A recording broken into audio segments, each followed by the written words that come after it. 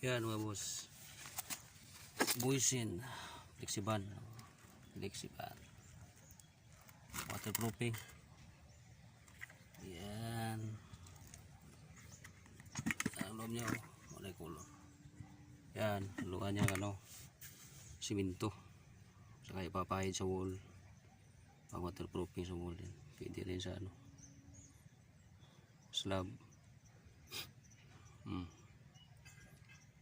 Yan na, yan ang kulay nun. Yan ang kulay niyan, napahira na. Yun, yan ang napahira na. Unang pahid pala yan, nagdagan pa yan. Ayan, ayan o, pahid taas.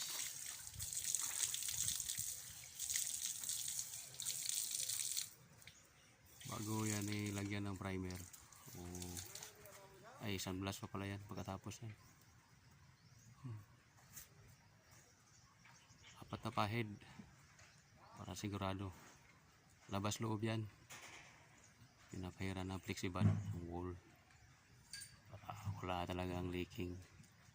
Saka maliban sa hindi makapasok yung tubig, walang crack, hindi yan magka-crack. Wala kang makitang crack yan pag napinturahan na, kakapit yan.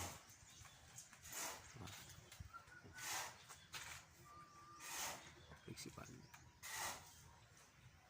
ayos, ayos na. Okay.